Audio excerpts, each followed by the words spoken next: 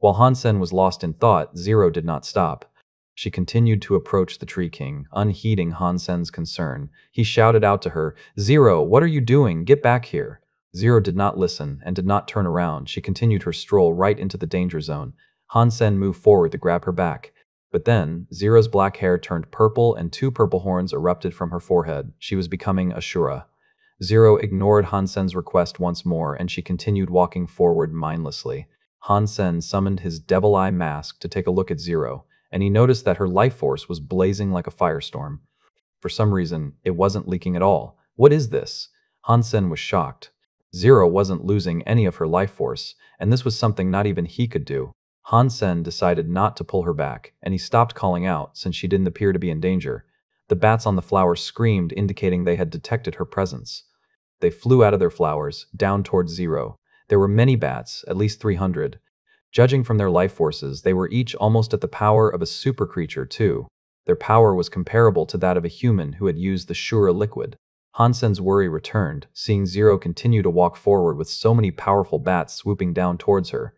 But in the next second, that worry became shock. When the bats had almost reached Zero, fangs bared, she reached her hand to grab the bat leading the charge.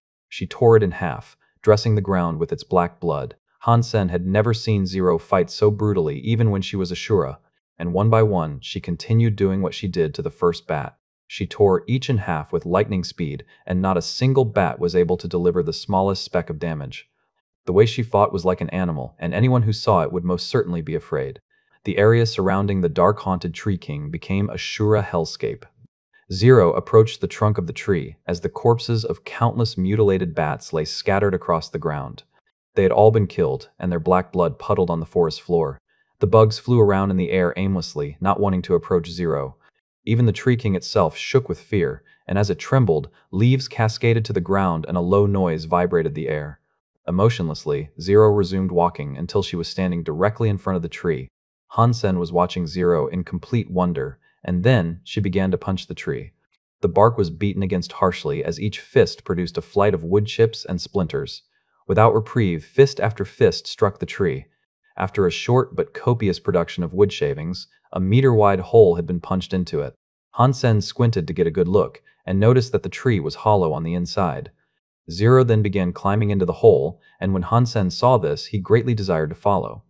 But there had been no change to the area, and upon taking a few steps forward, he began to feel his life force drain. Hansen didn't immediately pull back. Instead, he tried stepping forward once more. The drain on his energy only increased, and realizing the futility of approaching, he fell back to rejoin the Silver Fox. He didn't want to die from a sudden old age, as the people at the camp had told him would happen. After Zero climbed into the hole that had been beaten into the tree, Hansen could no longer see what she was doing with his naked eyes. She had also now escaped the vision of Dongxuan aura and the devil eye mask.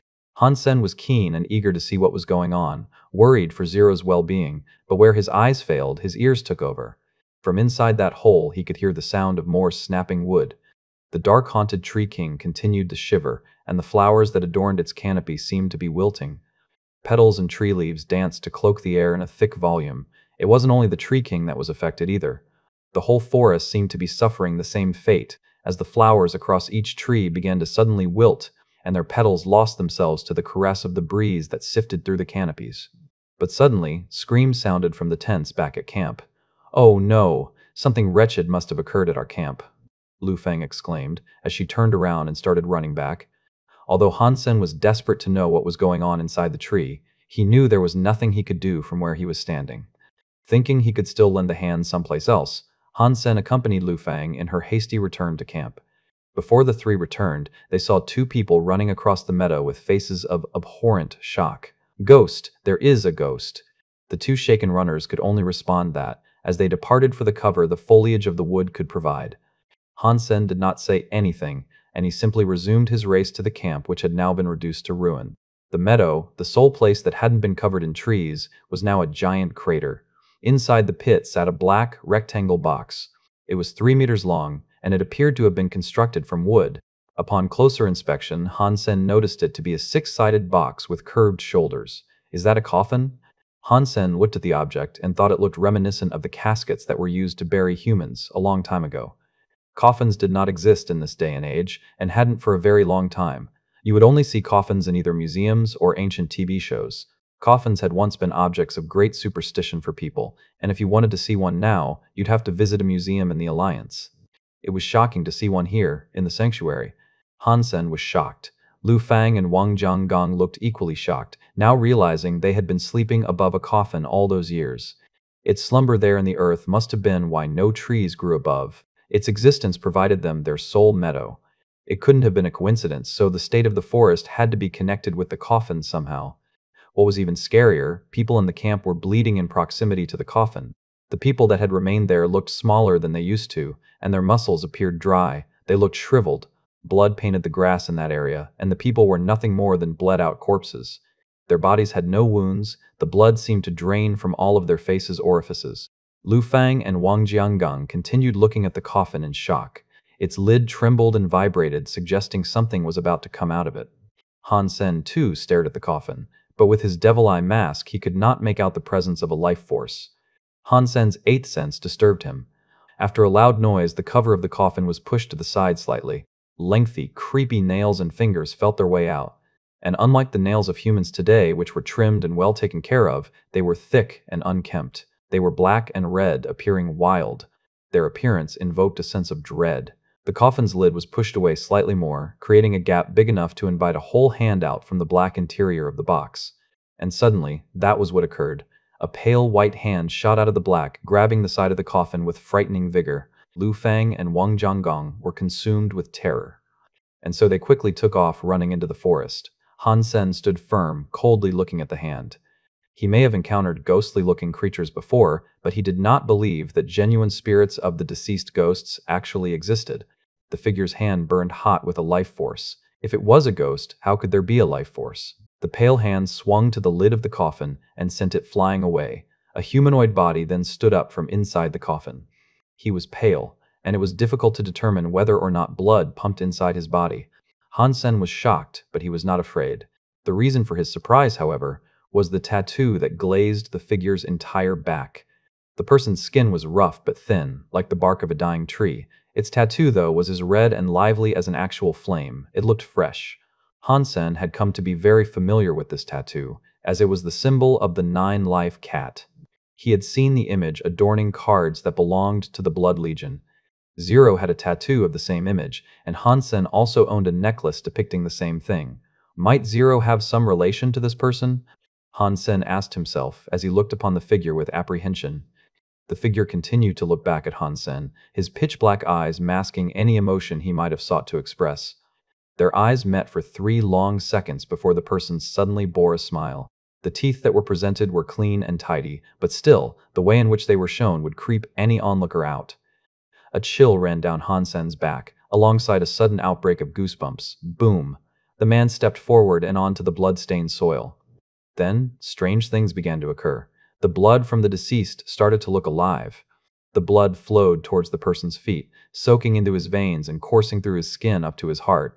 Han Sen could see the blood enter his blood vessels. The veins were like narrow snakes wreathing their way through his thin skin. It was a creepy and unnerving sight. He continued stepping forward, and wherever his feet went, so did the blood. The veins were lumpy, but slowly, the body started to look healthier. Before long, the figure started to look like a real, living person again. "Who are you?" Han Sen asked as the man coldly approached him.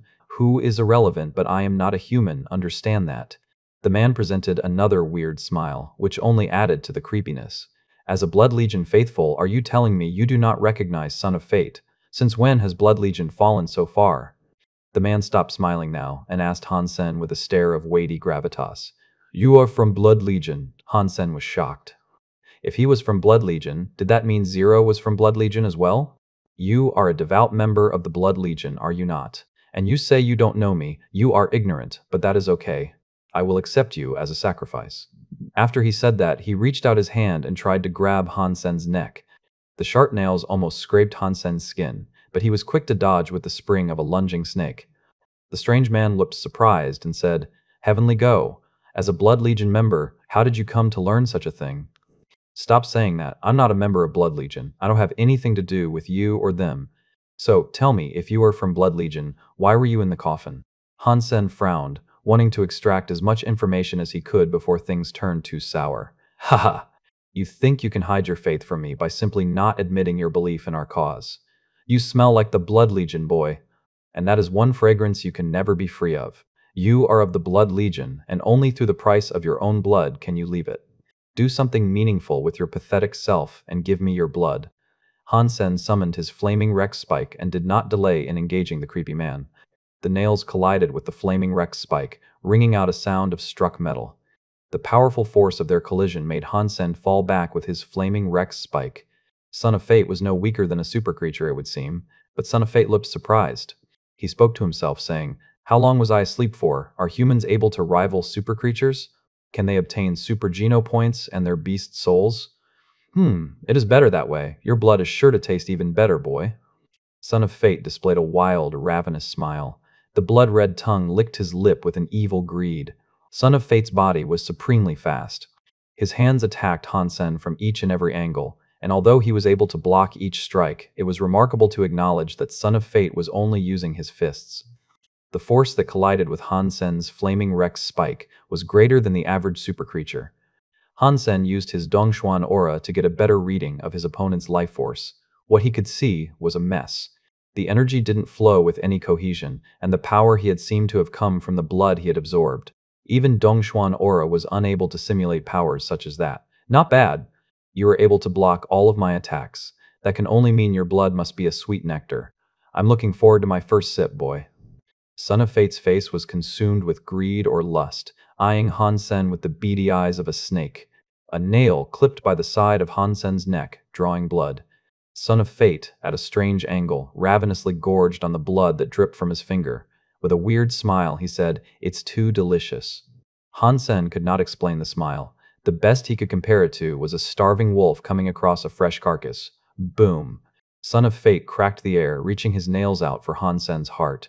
With his Dongshuan movements, Hansen was able to dodge. He then asked his foe a question. "Can I ask you why you believe me to be from Blood Legion? I am honest when I tell you I am not." Haha. Honest, come on, you cannot deny it. You smell like one, plain and simple. Son of Fate was like an impish demon, twisting and rotating his body and limbs in a grotesque fashion, an acrobatic feat no human could ever hope to perform. His hands kept reaching out for Hansen's neck as he went. Hansen was able to dodge each attempted strike, and as he did, he pulled out his 9-life cat necklace. Then he asked, "Is this what you smell?" When Son of Fate saw the necklace, he froze. His black eyes stared at the 9-life cat necklace as he began to shiver. "Relic. Ha ha ha. The Blood King watches over me, guiding me to its finding." He spoke with a tone that was a mixture of both joy and grief. It was creepy. Hansen looked at his face and understood what he meant. The relic he needed was the necklace Hansen had always carried. Why would Great-Grandpa possess a relic from Blood Legion? Hansen knew where the necklace came from, but instead of this providing clarity, it only confused him more. Hansen wanted to ask something, but Son of Fate attacked like an enraged, toxic snake in a bid to snatch the 9-life cat necklace away from Hansen. "Is this a relic belonging to Blood Legion? What does it do, and why are you here?" Hansen kept on dodging as he fired his questions, hoping this encounter could elucidate certain things and provide the answers he has long sought. But Son of Fate ignored his questions, and his eyes suggested he was fixated on the necklace and the necklace alone. The nails were swung with greater vigor, and one swing nicked Hansen's face. Son of Fate licked every droplet of blood he had managed to steal. "Answer my questions." Hansen coldly looked at Son of Fate, acknowledging how powerful his opponent was. But Hansen did not care. Right now, he wanted answers more than anything, and that was what he was determined to get. Nothing would stop him. "Your fate is to be a sacrifice to me. There is no need for you to know anything else. Simmer down, boy." Son of Fate's eyes were still full of greed, and his face twitched with a lust for murder. Hansen stopped dodging his attacks and instead swung his fist towards him. A giant bolt of lightning was discharged between them both, deafeningly loud. Sonic Thunder Punch was unable to mess up his opponent's life force, due to his energy already being messed up. But the thunder power was effective in semi-paralyzing his enemy, slowing him down considerably. Hansen's body expanded, growing to become a 3-meter-tall silver ape. The strong arm picked Son of Fate up into the air by grabbing him by the head. Hansen, still clutching his head, drove his body into the ground again and again. He pummeled him in this way countless times, and when he was done, There was a deep hole in the earth in the shape of Son of Fate's body. Hansen threw him back down into the pit and smacked him in the head. Boom. The power created an even deeper hole with Son of Fate inside. His skull had been cracked open, and his body was twisted in a lurid fashion. Hansen picked him up once more and threw a punch into his face. The nose was pulverized into jelly, right before the body was launched into the air like a cannonball. He broke many trees on his descent, before he was brought to a stop. Can you answer my questions now, Son of Fate? Hansen stood in front of his beaten opponent, whose body was twisted and mashed in a ghastly state. No longer did Son of Fate have the wild, crazy-eyed momentum that drove him earlier. Impossible, impossible. Humans in the second god sanctuary should not have such power.